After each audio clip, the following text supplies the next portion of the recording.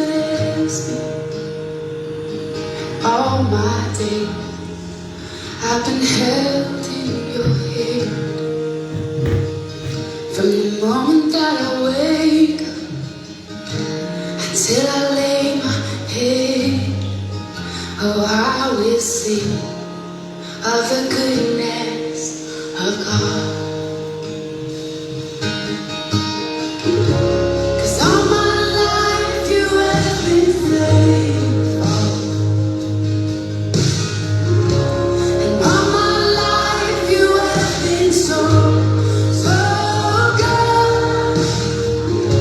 With every breath that I am able, oh, I will sing of the goodness of God. I love your voice. You will lead me through the fire and in darkest night. You were close like no other. I know you as a father. I've known you as a friend, and I have lived in the goodness of God. Yeah. And all my life you have been faithful. Oh. And all my life you have been so, so good. With every breath that I am able, oh, I will sing of the goodness of God. Your goodness is running after, it's running after me. Your goodness is running after, it's running after me. With my life laid down, I'm surrendered now. I give you everything. Your goodness is running after, it's running after me. Your goodness is running after, it's running after me. Your goodness is running after, it's running after me. With my life laid down, I'm surrendered now. I give you everything. Your goodness is running, it keeps running after me.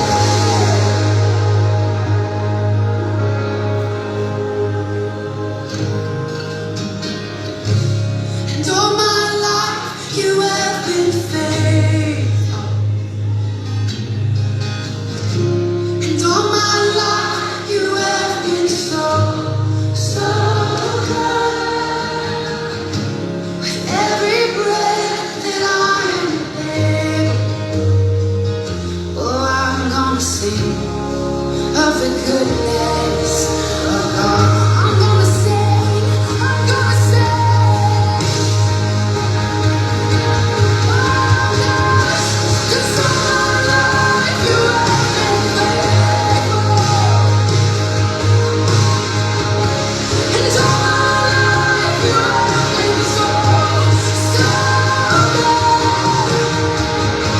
With every breath that I am able, oh, I'm gonna sing of the goodness of God. I'm gonna sing of the goodness of God.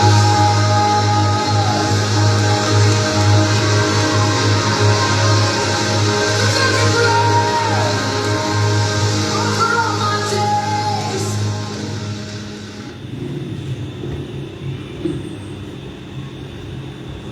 So, purihin po ang Panginoon at magandang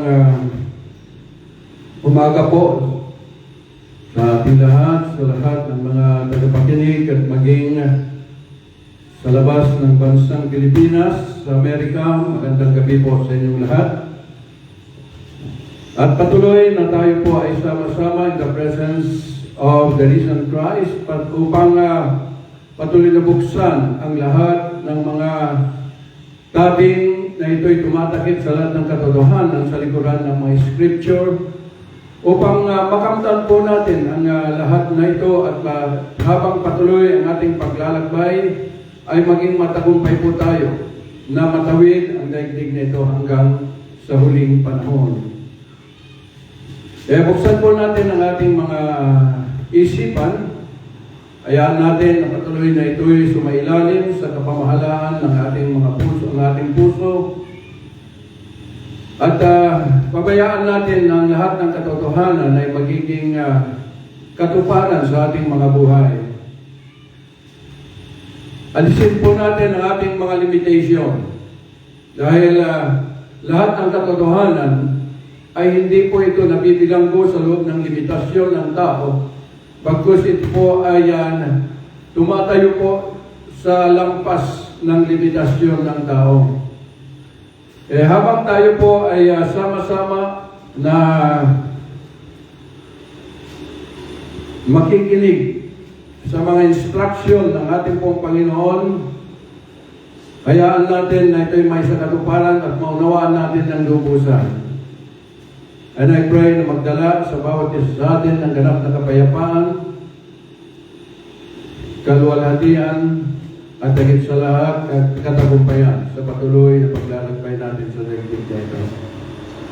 Kung may Biblia po kayo, ay makipagbukas kayo sa Hebrew chapter 8, verse 6 hanggang 13. Basahin ko po sa inyo sa English version, King James.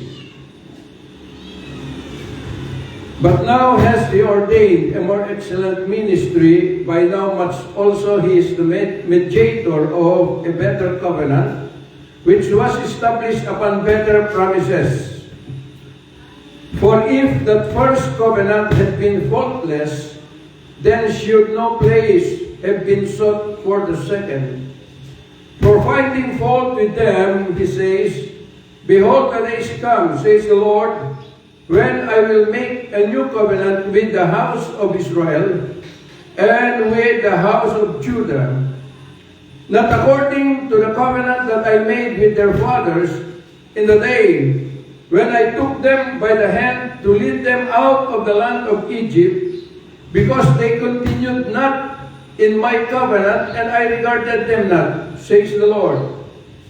For this is the covenant that I will make with the house of Israel after those days, says the Lord. I will put my laws into their mind, and write them in their hearts, and I will be them a God, and they shall be to me a people. And they shall not teach every man his neighbor, and every man his brother, saying, Know the Lord, for all shall know me, from the least to the greatest. For I will be merciful to their unrighteousness, and their sins and their iniquities will I remember no more. And that he says, a new covenant, he has made the first old. Now that which decayed and waxed old is ready to vanish away. Father, we thank you for this day that you have prepared for us again today. We pray, dear God, to continue, Lord, na alisin lahat ang mga tabing na ito, O Diyos, ay nakatakip sa lahat ng katotohanan. Sa likuran, Panginoon Lord God, ng mga kasulatan ito, Panginoon Lord God, upang maunawaan po namin kung ano ang tunay na kahulugan, Panginoon Lord God, ng covenant, O God Almighty, namin sa iyo. Dalangin ko po, Ama, na gamitan mo kami ng karunungan, kaalaman, Panginoon, na nanggagaling sa iyo, at alisin ang makamundong karunungan, Panginoon, Lord God Almighty. And I pray in the name of Jesus, the Son of the living God, that your mind, Lord Jesus, ay magmanifest sa bawat isipan ng lahat, upang sa aming patuloy, Panginoon, na pakikinig, Panginoon, Lord God, ng mga instruction na nanggagaling sa iyo. Lord, this will continue, Lord God Almighty, na magkaroon ng katuparan as we continue our journey here on planet Earth.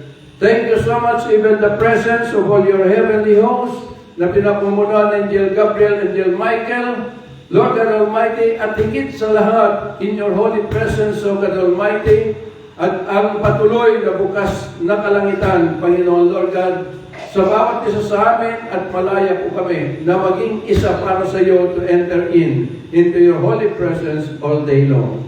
Father, we thank you, we give you praise, glory, and honor, the most wonderful name, Lord and Savior Jesus Christ. Amen and amen. So, purihin po ang Panginoon. So, ito po ay patuloy ang ating pong Bible study. At ang topic po natin ngayon ay the reality of covenant relationship to God. So, bakit kailangan at ano ba itong covenant na sinasabi? Dahil marami po, once na nagbukas ka ng Biblia, nagpasa ka ng Biblia, pumunta ka sa kapilya, ay sinasabi ng marami na sila ay mga anak ng Diyos. Sila ay mga believer. Sila ay mga mananampalataya. So, actually po, ang covenant, ang salitang covenant, ay ito po ay, when it comes to Bible meaning, ay ito po ay sacred conditional agreement. Ito ay conditional agreement na kailangan na kapag ito ay papasok ka sa isang covenant, ibig pong sabihin, meron pong nakalatag doon na kailangan susundin. At kapag ito ay agree ka o pumayag ka na lahat ng mga nakalagay doon na agreement ay isa sa katuparan, then bubuuin yung tinatawag na covenant or contract, unconditional contract to God. Kaya kung titingnan po natin, maging ang ating pong Panginoon, na noong nagbigay ng covenant kay Noah after na dumating yung pong baha at nanalasa sa lahat ng mga tao, at naubos ang mga milyon-milyon na mga tao sa pagitan ng baha. Kaya meron naiwan 8 lamang na ito'y tumalima doon sa panawagan. Nang sabi ni Noah na bago ito dumating yung baha, ang sabi niya na sumakay na yung mga tao. Pero hindi siya pinakinggan hanggang dumating ang baha, ang unos, at nagkaroon ng baha sa buong mundo. At noong nandun na yung tubig, ang mga tao ay sumisigaw na papasukin ni Noah, pero sabi ni Noah, hindi na pwede. Dahil noong bukas ayaw ninyong pumasok kung ano ang isinara ng Diyos kailanman hindi na mabubuksan. Kaya sila po ay nangamatay. At doon po ay gumawa ng covenant ang Panginoon sa kay Noah nang sabi niya, ito ang aking covenant, sabi niya maglalagay ako ng rainbow o bow. Bilang tanda, sabi niya na kung titingnan ko, kapag ito ay nakikita ko, ibig sabihin na maaalala ko yung covenant ko sa inyo na hindi ko na papatayin ang mga laman o tao sa pamagitan ng baha. So yun po yung covenant. So nung nangyari noon, ngayon hindi na po mangyayari. Dahil yun po ang covenant ng Panginoon at yung covenant ng Panginoon ay tapat at totoo. At habang umuusad ang panahon, lalong ipinanganak si Abram, ay dito nakita ng Panginoon ang puso ni Abram. Kaya doon ay nagbigay ng covenant ng Panginoon kay Abram. Sabi niya sa Genesis chapter 17, As for me, behold, my covenant is with thee, and thou shalt be a father of many nations. Neither shall thy name anymore be called Abram, but thy name shall be Abraham, for a father of many nations, have I made thee, and I will make thee exceeding fruitful, and will make nations of thee, and kings shall come out of thee, and I will establish my covenant between me and thee and thy seed after thee in their generations, for an everlasting covenant, to be a God unto them and to thy seed after thee. And I will give unto thee and to thy seed after thee the land wherein thou art a stranger, all the land of Canaan, for an everlasting possession, and I will be their God. So, dito makikita po natin na yung covenant ng Panginoon kay Abraham ay nandoon. Naiingatan niya ang lahat ng kanyang mga binhi.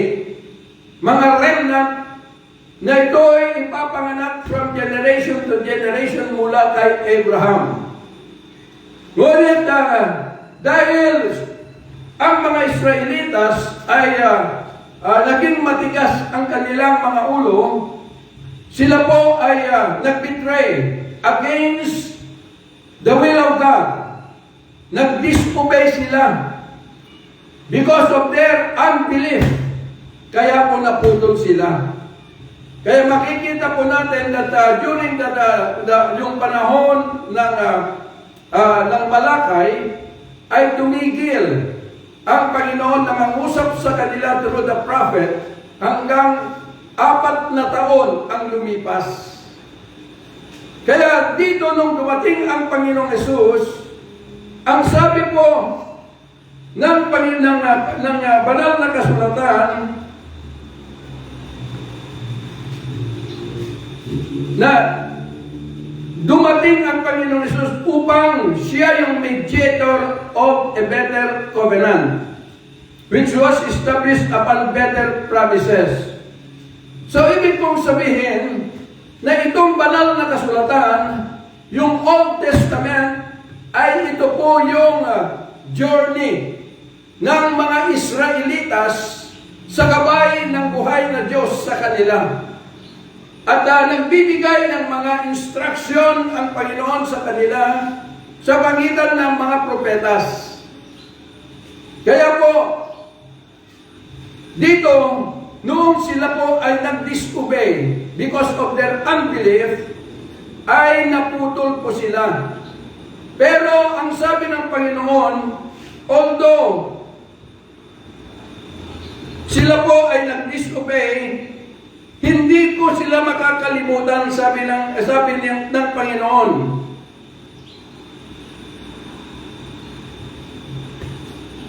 Ang sabi niya, not according to the covenant that I made with their fathers in the day when I took them by the hand to lead them out of the land of Egypt, because they continued not in my covenant, and I regarded them not, says the Lord. So sabi niya, hindi ko sila makakalimutan, kundi pagpapatuloy ko na sila ay sagipin at hanapin ang aking nawawalang bayan. Kaya lalang yung unang tipan, yung unang covenant, ay hindi na po ito umubra. So sa pamagitan ng Panginoong Hesus, ay ito ay maglalatag na ng Panginoon ng bagong covenant, which is better covenant than the old one. Kaya sabi nga, na nung dumating ang bagong covenant, this covenant, sabi nga, the old covenant has vanished away. Kaya po, dito maraming mga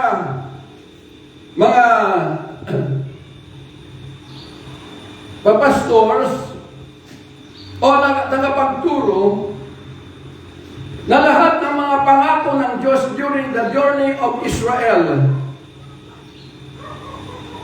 in the old covenant ay inaangkin.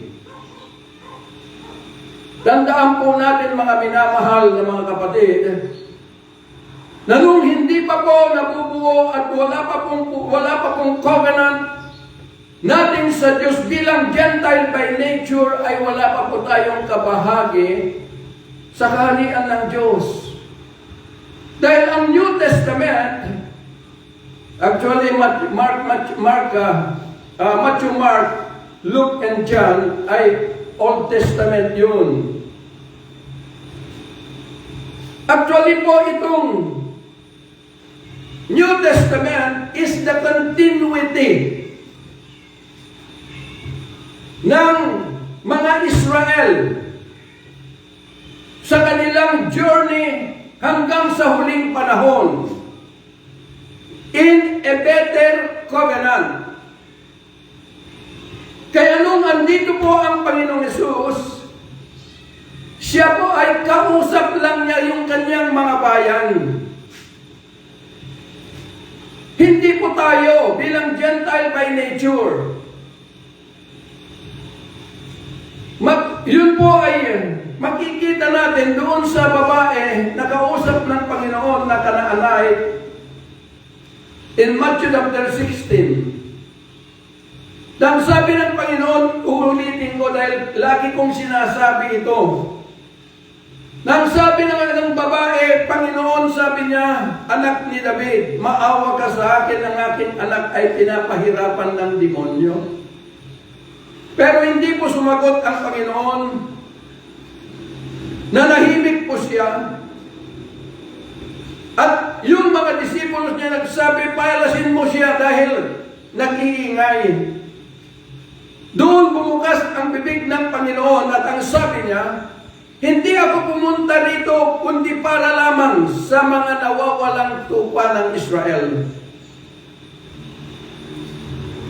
So maliwanag po na yung pagparito ng Panginoong Hesus bilang tao, nung nandito po siya, ang layunin ay upang hanapin ang mga nawawalang tupa ng Israel, ang kanyang bayan. Ngunit ang babae ay hindi nawalan ng pag-asa, kaya lumuhod sa Panginoon. Harapan ng Panginoon at ang sabi niya, maawa ka sa akin, Panginoon. Pero ang sabi ng Panginoon, hindi marapat na ang tinapay ng mga bata ay maibibigay sa mga aso. Bilang Gentile by nature, tayo po yung tinagurian na parang aso dahil yung aso po, alam niyo po, kapag siya ay sumuka at pag-alis niya, nalingon niya yung kanyang suka, babalikan at kakainin muli. Yung ating pong pagpasok sa buhay ng ating Panginoong Hesus in His Kingdom, na kung sinasabi mo na siya ang ating iyong Panginoon, ibig pong sabihin na isinusuka mo na ang mundong iyong kinalakhan, na ito'y napag-aralan natin noong una pa na ang physical na katawan natin ay ginamit ni Satan upang ibilanggo o ibartulina tayo bilang kaluluwa at alipinin. So, itong physical na katawan is a house of bondage. Ito yung nagpaparihirap sa atin. Ginagamit ni Satan para magdusa tayo. Sa pamamagitan ng mga pagkain, material na bagay, wala nang nailagay sa kaisipan ng tao, kundi yung kahalagahan ng mundong ito, yung kahalagahan ng kayamanan, yung kahalagahan ng mga salapi. Dahil yun po yung isinanay ng demonyo sa atin kung gaano kahalaga nito. At ito na ang umalipin sa ating mga isipan upang dito na mabilanggo ang ating mga pag-iisip at katwiran sa pamamagitan ng buhay sa mundong ito through the law of the flesh. Pero nung dumating ang Panginoong Yesus, ibig pong sabihin, na naunawaan po natin yung ating kalalagayan. Naunawaan po natin na tayo po ay nasa ilalim ng batas ng kasalanan, which is the law of the flesh, na ito'y nagdala sa ating mga kaisipan upang tayo po ay nananatiling karnal sa pag-iisip. Kaya nung naunawaan natin, kaya sabi natin, Panginoon, tinatanggap kita bilang Panginoon ko at sarili kong tagapagligtas. Pero bakit ganon? Kasi yung salitang Panginoon o Lord Jesus, pagka sinabi mong Lord Jesus, siya yung may control sa lahat ng iyong pagkatao, pag-iisip at lahat ng iyong damdamin. Siya ang may control doon. Kaya Lord ang tawag mo, Adonai. Pero after na natanggap mo ang Panginoong Yesus, bakit bumabalik ang mga lingkod, ang mga kuno, ang mga Kristiyano sa karnal na buhay?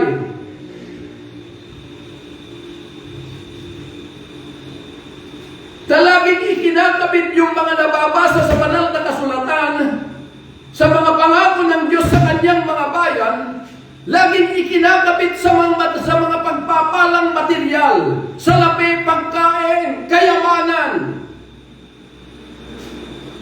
Na ito'y tinatagurian ng lahat ng mga blessing. Pero sabihin ko po sa inyo, that the greatest blessing ever happened na ito ay dapat matanggap ng lahat ay yung kalayaan ng kaluluwa mo from the house of bondage and remain or abide into the presence of the risen Christ. That is the greatest blessing.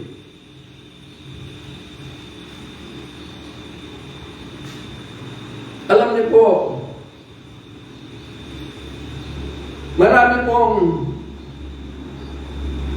tumatanggap ang paglilingkod sa Diyos.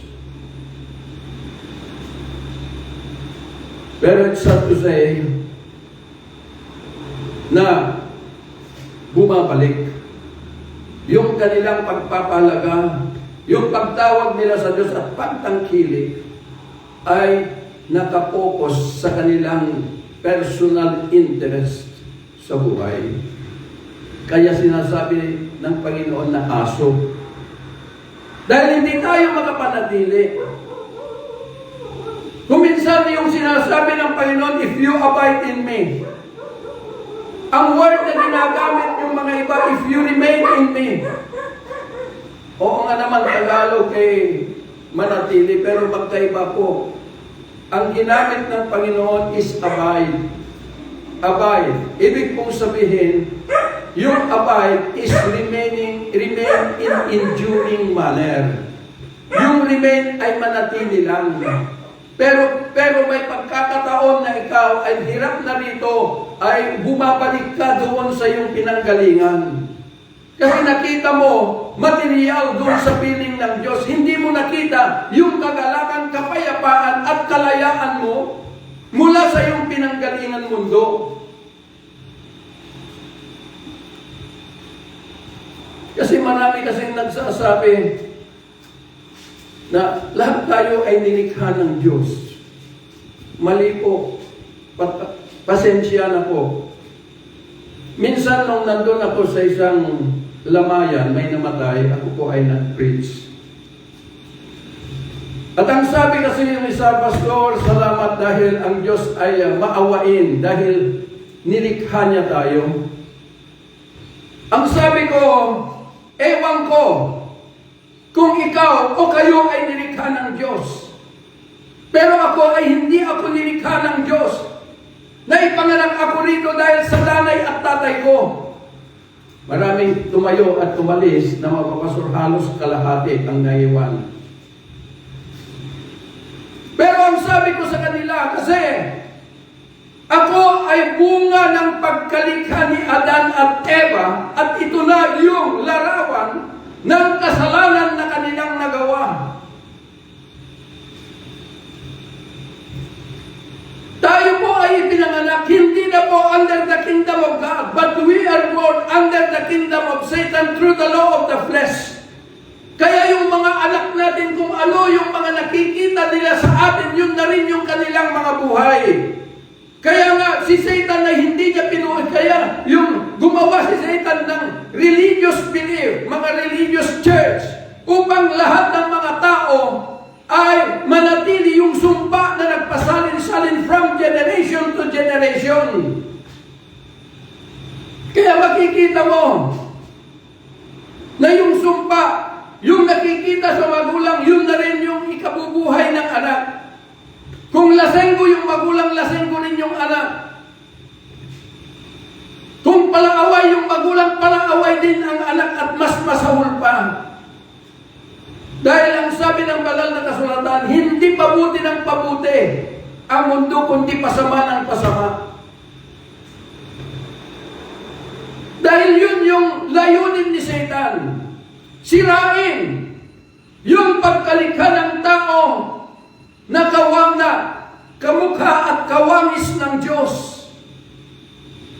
Na hindi natin alam, kaya makikita po ninyo dahil sa pagdurusa. Nang sabi ng Panginoon, sorrows you shall eat all the days of your life. Genesis chapter 3. And thorns and thistles you shall eat, even the herbs of the field. And you shall eat bread through the sweat of your face until that body will return to the ground where it came from. So nandun na habang ikaw ay buhay, ipinapamana mo yung sumpa na kinabuhayan mo. Ipinamamana mo yung mga batas ng demonyo sa iyong mga anak. Kaya kung namatay kayo na rin yung kanilang larawan na kanilang ikinalakhan na ito'y nagmula sa iyo. Yun yung dahilan ng sabi ng Panginoon, hindi marapat na ang tinapay ng mga bata ay maibigay sa mga aso. Paano mo sasabihin na ikaw ay anak ng Diyos when in fact hindi pa nagkaroon ng settlement yung pong covenant relationship mo kay Jesus?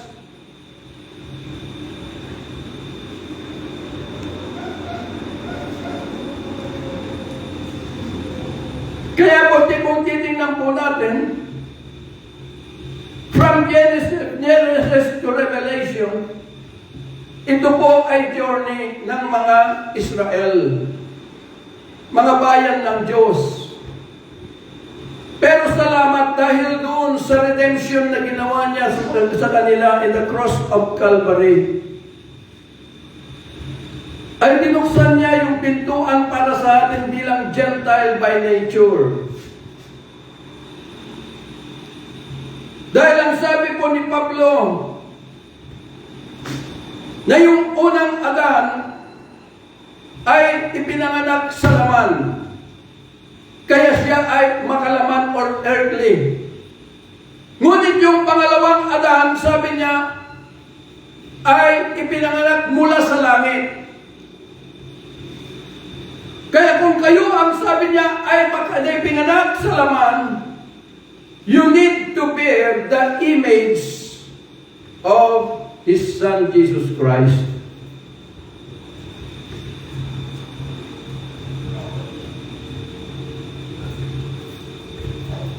You bear the image of His Son, Jesus Christ. Hindi po yung sinasabi natin na ipabuhay natin ang salita ng Diyos. Imitate natin ang Panginoong Hesus. Kapatid, hanggang sa bibig lang yan. Wala kang kakayanan na gawin yan dahil mas mataas ang landas o ang kapamahalaan ng kadiliman na may hawak sa iyong physical na katawan kaysa yung iniisip mong mabuti. Kaya bumabagsak ka lamang sa doble kara.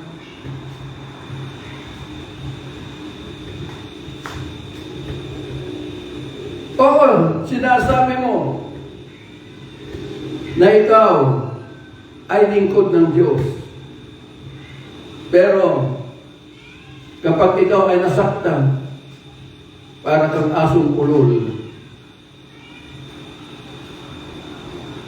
na hindi mapakali. Mas masahol ka pa kaysa unbeliever. Dahil yung unbeliever, meron siyang delikadesa. Pero ang mga Kristiyano na ito ay nasaktan na naglilingkod kuno sa Diyos, pag lumabas, hati-hatiin niya yung mga pamilya ng mga naayos ng pamilya. Siya yung magwawasak sa pamilya ng maayos na pamilya. Bakit? Dahil po sa kanyang sariling intensyon, hindi yung intensyon ng Diyos.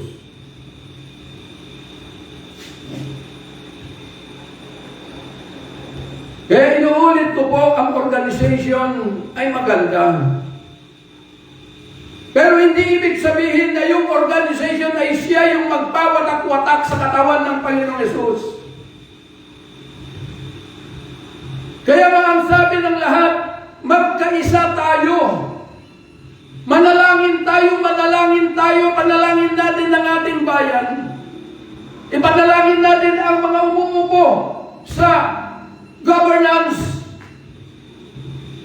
Pero sabihin ko sa inyo, hanggat hindi po nabubuo the heartbeat of God, then hindi po nila makikita ang katotohanan. Dahil mismo sa atin, hindi natin natagpuan ang katotohanan. Dahil sa banal na kasulatan, ang sabi ng Panginoon, you shall know the truth and the truth shall set you free. Saan ka ba malaya? Ibig pong sabihin yung set you free, you are free from the bondage of this life. Malaya ka na from the house of bondage. Malaya ka na doon sa naalipin na pag-iisip mo na nasanay sa loob ng bilangguan, ay kaya mo nang itong supilin at protektahan the highest interest of God. Yun po yung ibig sabihin. Hindi po, sabi mo, Lord Jesus, pero hindi naman yung kumokontrol sa'yo, ang kumokontrol yung sarili mong katwiran, kapatid. Dahil sa pagnanasa mo pa rin sa kayamanan sa daigdig na ito, if you want to live and buuin yung covenant relationship mo to Christ, then kailangan matutunan mo na maalis ang pagpapahalaga mo sa mundong ito, kapatid. Pero hanggat nakapokus ka sa daigdig na ito, you will never see the kingdom of God kailanman.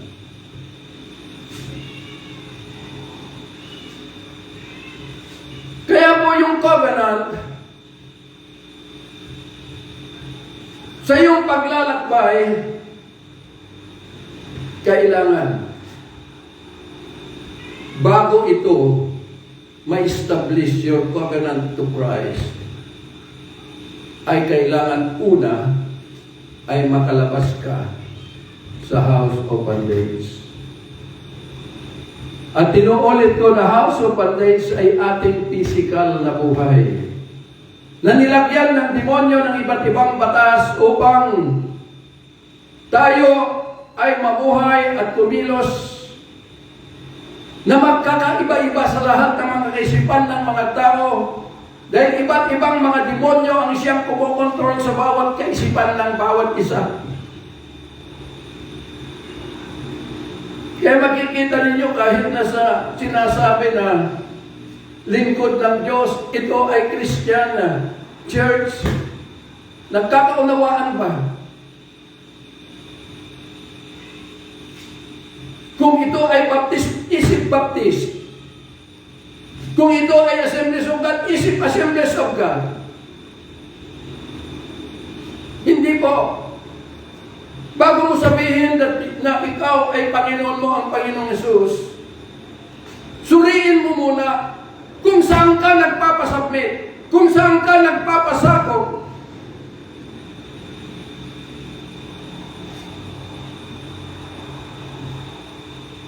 Dahil sinasabi ng Panginoon, ang sabi ni Pablo, and they shall not teach every man his neighbor and every man his brother, saying, know the Lord.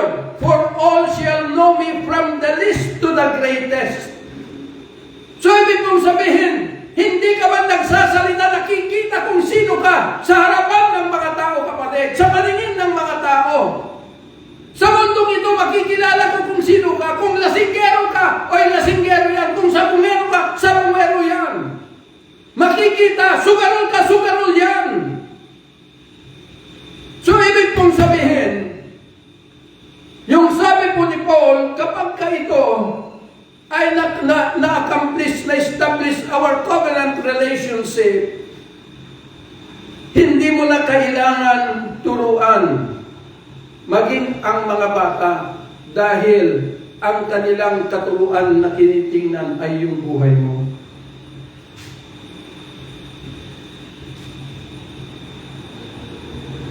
Yung buhay mo mismo.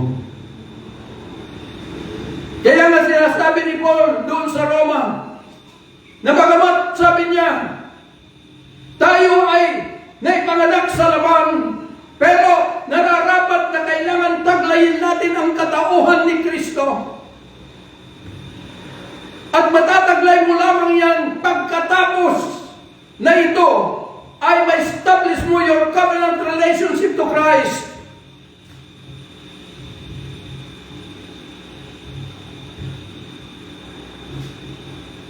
Ano ba itong covenant relationship?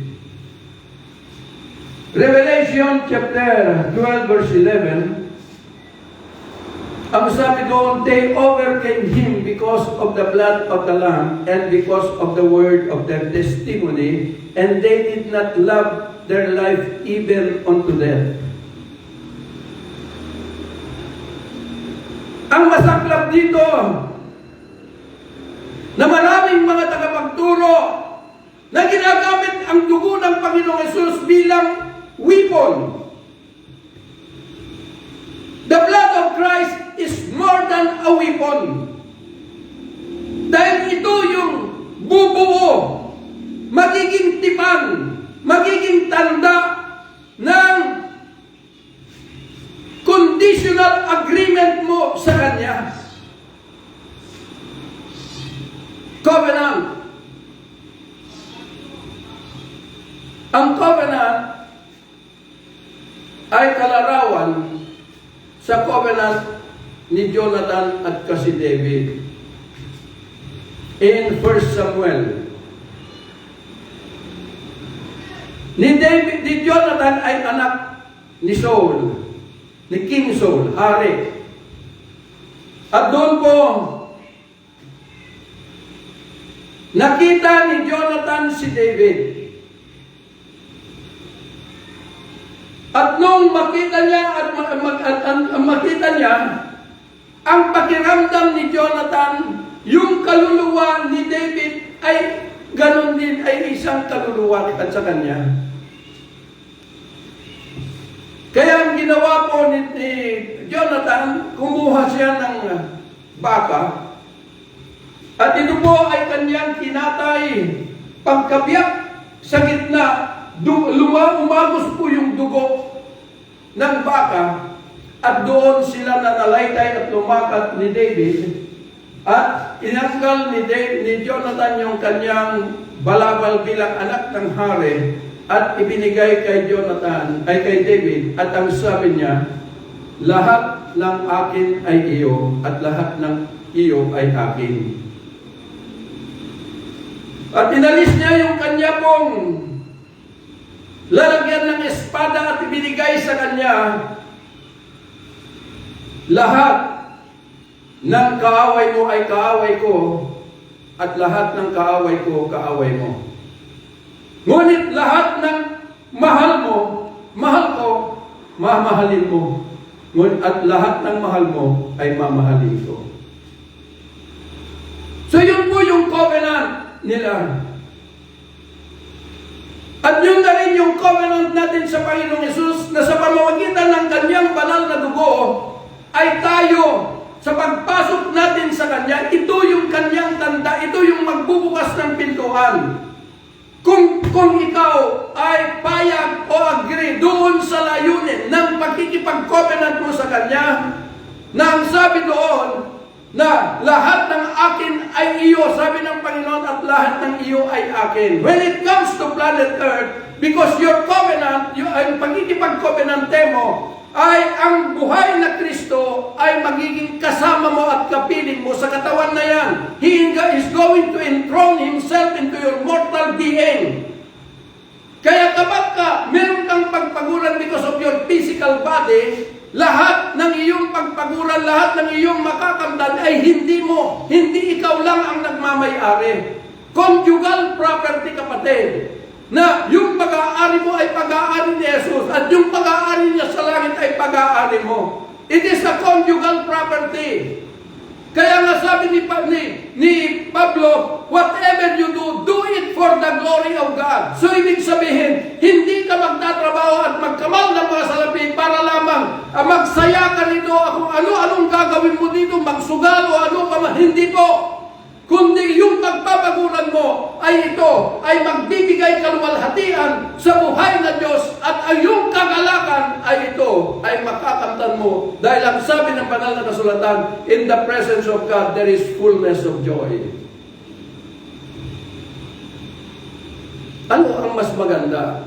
Yung masaya ka ng kaunting panahon o yung magagalak ka lagi all the days of your life?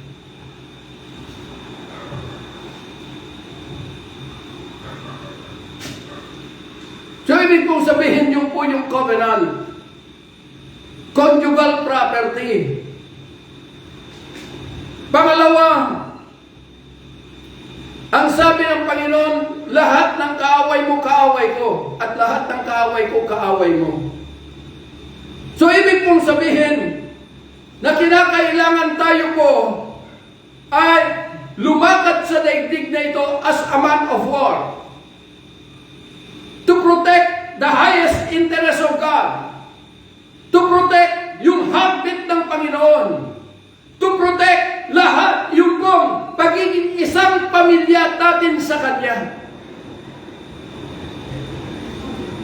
So, ibig kong sabihin, maraming dumarating para hilahin ka at sirain your covenant relationship to God. Maaring sabihin natin, Panginoon, bakit mo ako pinabayaan? Hindi ka pinabayaan, kundi mahina yung iyong katapatan sa Diyos. Kaya, mas higit na tinatabla mo your covenant relationship to God, rather than itablahin mo yung panghila ng demonyo sa iyo. Kung minsan, nakikipagdigma tayo, pero andun yung pagdududa, andun yung pagkatakot. Sabihin ko po sa inyo, kung nakikipagdigma kayo at takot at may pagdududa, ibig pong sabihin na wala kayo sa panig ng Diyos, pero nasa panig kayo ng demonyo. Doon nasisira ang karangalan ng Diyos. If you are covenanted to Christ and live as a man of war, ibig pong sabihin, ikaw ay punong-puno ng confident to fight for your freedom and to protect the kingdom of God.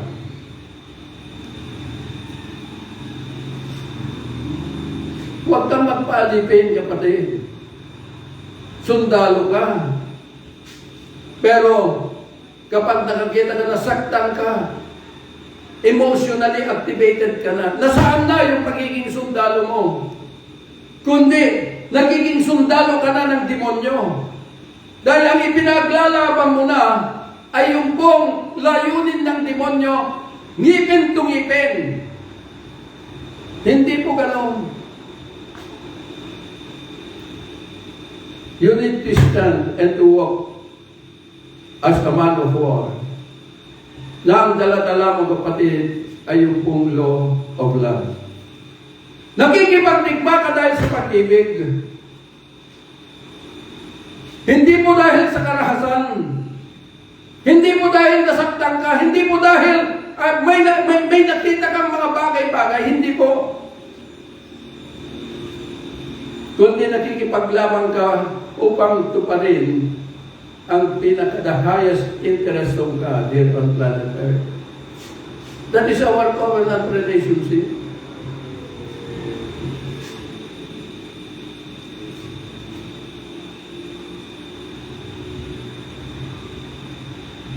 Hindi ka makikipagdigma para lang sasabihin, lahat ng aking mga karapatan na mga kayamanan, Satanas, bitawan mo in Jesus' name. No!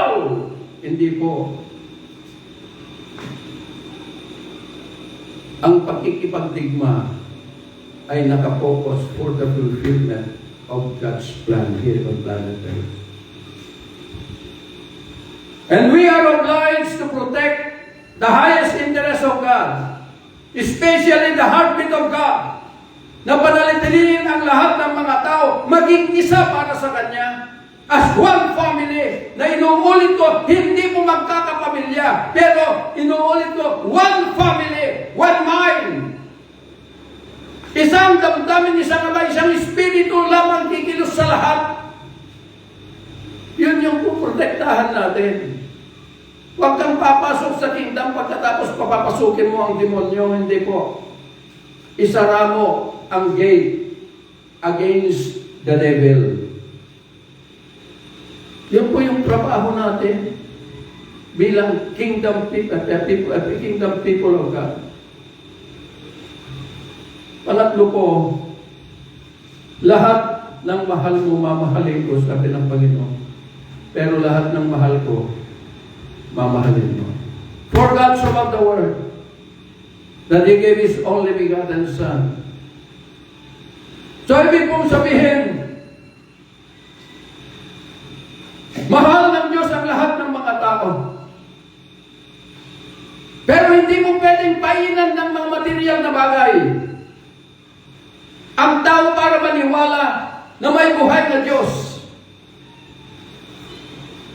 Dahil ito ay nangyari noong pinakain ng Panginoon ang kanyang bayan ng 5,000 mga tao. Kasamang pamilya nila, ibig kung sabihin at least more or less 20,000. Pinakain niya ng 5 tinapay at 3 dilis. Sa 20,000 na higit or more or less. At sila ay nabusog at marami pang natira.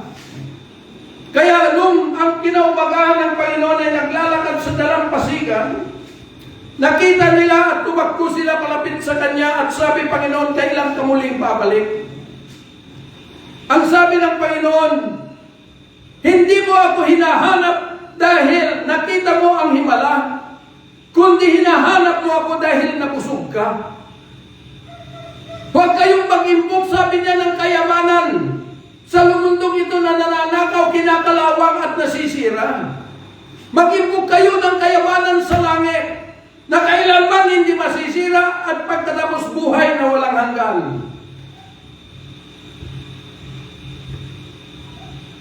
Ganun po yung nangyayari. Pinapainan ang mga tao sa pamamagitan ng mga salapi, sa mga pagkain. Hindi po kailangan ng tao yung pera, kapatid, lalo mga unbeliever.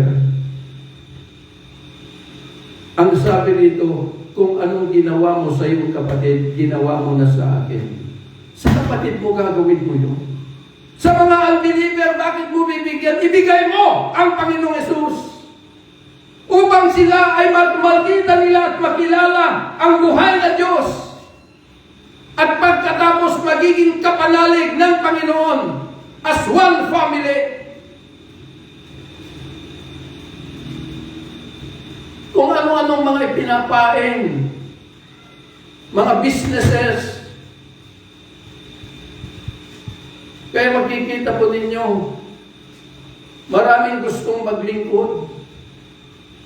Pero nung wala nang maibigay, umatras na. Dahil yung paglilingkod nila, ang pagtingin nila sa Panginoong Yesus ay Panginoon ng material, Panginoon ng kayamanan.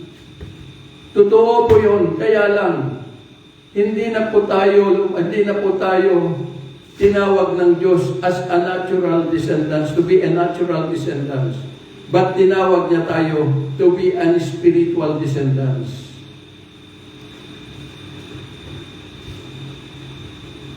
Kaya lahat ay magiging conjugal property. Kaya na sinasabi doon ng Panginoon sa Revelation chapter 12 verse 11, nang sabi, they overcame him because of the blood of the Lamb. Because you are now covenanted to God. Ibig mong sabihin, because of the blood of the Lamb, you are seated, and sabi doon, that far above principalities, rulers, and powers of darkness, you are seated at the right hand of God. Ibig sabihin, because of your covenant relationship, because of that blood that shed in the cross of Calvary, nabuo, nagkaroon kayo ng na-establish your covenant to God, then you are seated at the right hand of God. Kaya, overcomer ka because you are higher than the devil.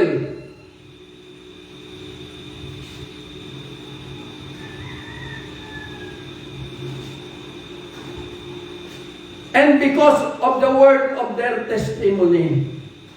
So ito yung covenant natin. Nataglayin natin ang katauhan ng Panginoong Yesus bilang testimonyo natin na concerning the risen Christ.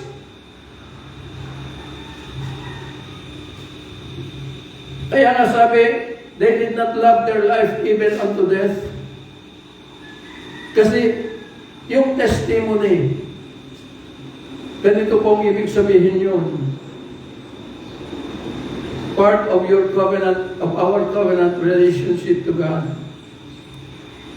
Ni Meshach, Shadrach, at Abednego in the book of Daniel, noong sinabi ng mga advisor ni King Nebuchadnezzar, nagagawa siya ng batas na lahat na kapag yung ginawa ni King Nebuchadnezzar na kanyang imahen, 100 feet tall, made of pure gold,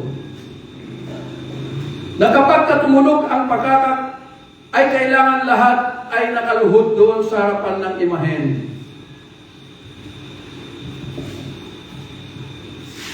Kaya, sabi yung mga advisor niya, gawin mo itong batas, mahal na hari. So maganda sa pandinig ni King Nebuchadnezzar. Kaya po, tinatakan niya sa kanyang singsing yun at naging batas. Kaya habang sila lumumusad ang araw, minaman-manan sila Meshach, Shadrach at Abednego na kasama ni Daniel na nahuli at nabilanggo doon sa Babylonia. Pero doon, gustong pinag-aaral sila doon para yung kanilang kultura ng Babylonia, yun yung makuha nila, pero hindi sila sumunod. Kaya nagsumbong yung mga nagmamanman dahil nakita nila nung tumunog ang pagkakak, hindi sila lumuhod, kundi nakatingin sila doon sa Israel na nananalangin sa kanila sa Diyos na buhay. Kaya isinumbong kay King Nebuchadnezzar. Kaya ang sabi, pinatawag sila. At ang sabi ni King Nebuchadnezzar, totoo ba, Meshach, Shadrach at Abednego, nang tumunog ang pagkakak, hindi kayo sumunod na lumuhod? Ang sabi nila, Meshach, Shadrach at Abednego, wala kaming magagawa, mahal na hari, sabi, iligtas man kami ang Diyos namin, kailanman di kami luluhod sa Diyos na itinayo mo. Ang kanilang testimonyo, iligtas man kami ng Diyos o hindi.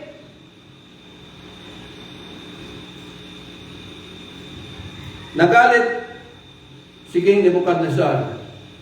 Kaya sabi niya, painitin ang pugon ng 7 beses. So 700 degrees Celsius. At dalhin sila sa loob ng urnahan. Itong tatlong ito.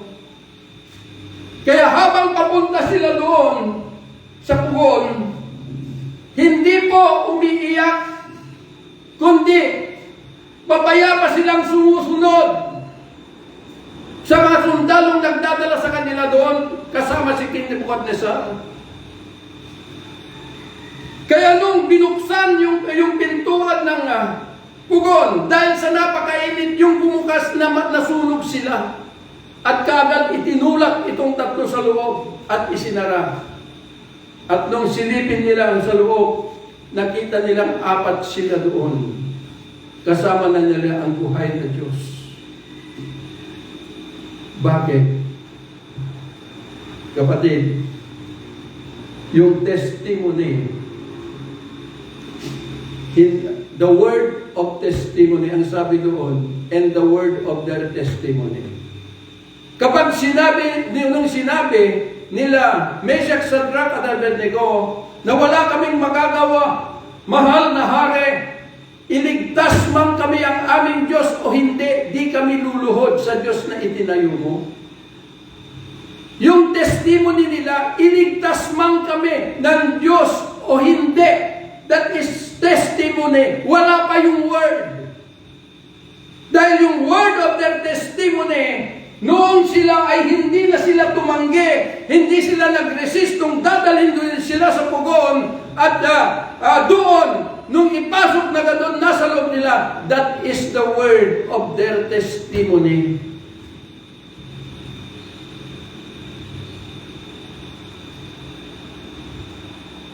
Makikita po ninyo,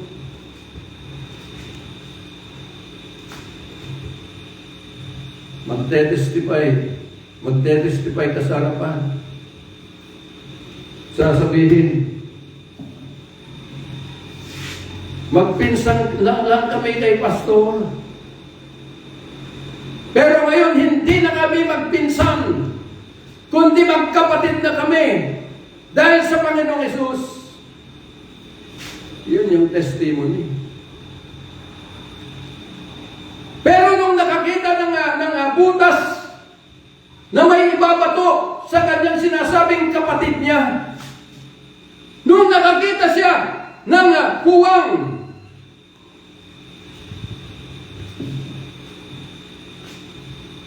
umalis siya. Yung pagiging kapatid ay hindi na, magpinsan na lang.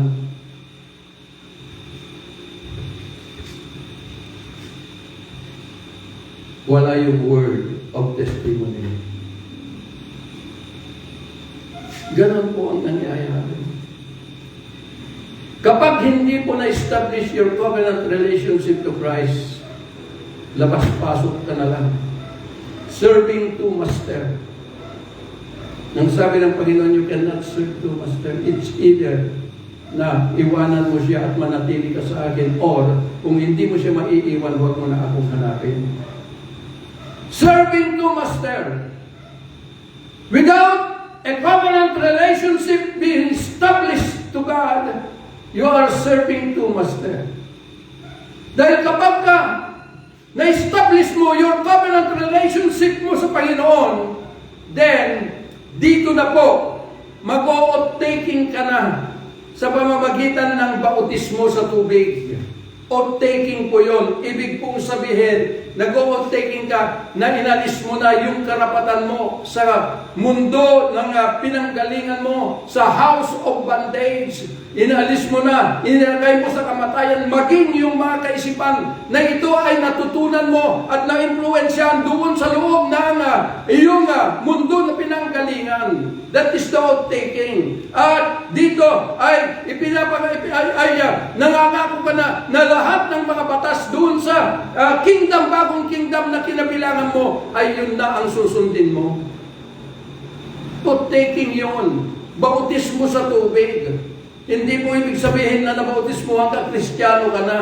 Kapatid, hindi po. Hanggat walang covenant relationship, wala kang patutunayan. There's no oath-taking will happen. Kaya kapag nakapag-oath-taking ka na, then, eto na po yung tanda that you are now belong to the kingdom of God sa pamamagitan ng biyaya ng Diyos, yung pong wala sa iyo na puso, kundi puro isip at damdamin ang ginagamit mo dahil wala kang puso, kapatid. Eto na yung ibibigay ng Panginoong Hesus, idadabit na sa iyo the grace of God, the Spirit or the heart, kaya nagiging tripartite being ka na. Then, doon mararamdaman mo na at makikita, mauunawaan mo na ang katotohanan sa Diyos, mauunawaan mo na kung sino si Kristo sa buhay mo, at ipaglalaban mo na siya kahit na buhay o kamatayan, kaya mo nang tumindig dahil naunawaan mo because of that grace that God has given unto you.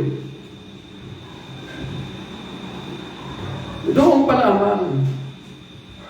Kaya po napakahalaga, kapatid. That's the only way na makamtan po natin magiging kabahagi sa kaharian ng Diyos. Trabahuin po natin na makarating in the presence of the risen Christ. Trabahuin po natin na ma-establish our covenant relationship sa Kanya to be a conjugal property, lahat ng bagay.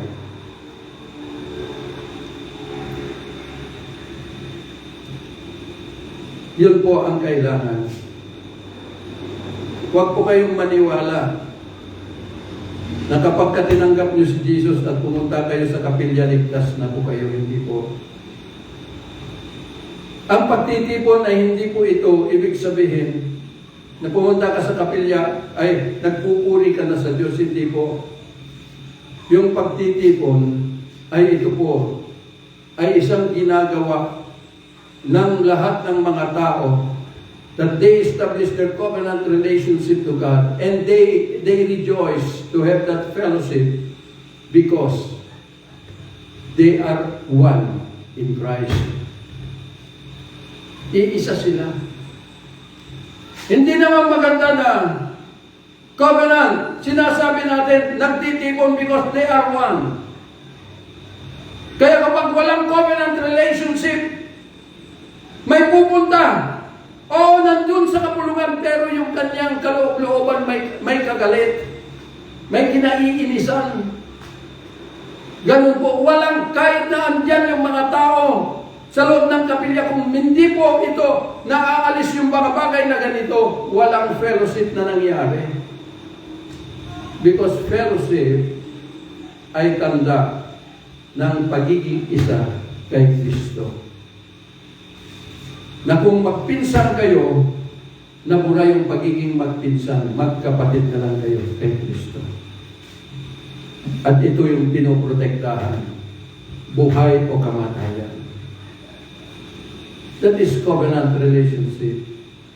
Kaya po mga minamahal na mga kapatid, mangyayari lamang ito kung matutunan natin na ang pinagmulan nating mundo ay kaya na nating taligdan ang kahalagahan nito. Kung tayo man ay nabubuhay dito, mabubuhay na lang tayo sa pananampalataya sa ating Panginoong Hesus. At bawat ginagawa natin ay ito ay ginagamit natin para sa Kanyang kaluwalhatian. We are all survivors here on planet Earth. But we need to fight for God's kingdom. And never allow the kingdom of darkness to manipulate you. Nakala mo, you pretend to be a servant of the living God.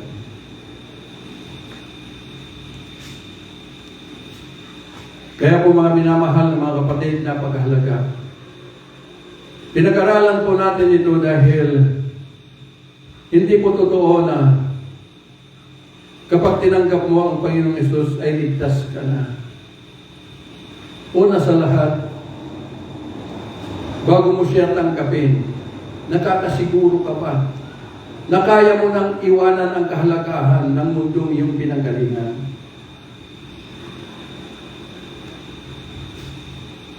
Nakahanda ka ba na lahat ng mga batas o kaalaman, maging sa banal na kasulatan, na ito'y natutunan mo sa loob ng bilangguan, ay kaya mo nang talikdan at pumasok ka sa presensya ng buhay ng Panginoong Hesukristo bilang empty vessel, walang kalaman-laman, upang sa iyong pagpasok, siya na ang pupuno sa lahat ng kawalanse ng makalangit na pagkatao at katuluhan. Kaya po mga minamahal na mga kapatid, sabi ni Pablo, work out your salvation with fear and trembling. trabahuin mo. Ibig kong sabihin, kapag napakahalaga sa iyo ang Panginoong Yesus, madali mo na lamang talikdan ang kahalagahan ng mundo ito. Hindi ibig sabihin na hindi ka magtrabaho ano pa man, pero yung pag-iisip mo ay nakatap na in the presence of the risen Christ. Yun lamang po at magandang araw po sa inyong lahat at magpatuloy po tayo dahil ang panahon ay kaunti na lamang at darating na yung araw na pagpipili ng Diyos at sana po lahat tayo ay mapili through our full obedience and full submission into the presence of the risen Christ. Magandang araw po sa inyo lahat. Father, we thank you for this day that you have given us, Lord. We pray, O God Almighty, that all this truth, Lord, ay magkaroon ng katuparan sa lahat, Panginoon, Lord God Almighty, as we are going to soar up into your holy presence, Lord. We pray, O God Almighty, na kami, Lord, ay kaya naming tawilin ito, Panginoon, Lord God Almighty, na hindi kayang hadlangan ng demonyo sa mundong ito, Panginoon. At we pray, Lord God Almighty, that we arrive into your holy presence, Lord God, na malaya, Panginoon. Because pinagtapagtagumpayan mo na ang daigdig na ito at wala ng karapatan si Satan at kanyang mga cohorts upang hadlangan kami, Panginoon. Dalangin po namin na yung kaisipan na nasanay, Panginoon, sa mundong ito ay tulungan mo kami na ito, Diyos, ay mabura sa aming mga pag-iisip ngayon at magpakailanman. I pray for a greatest and unconditional favor shall fall to each and everyone, Lord. In Jesus' mighty name we pray. Amen. Magandang araw.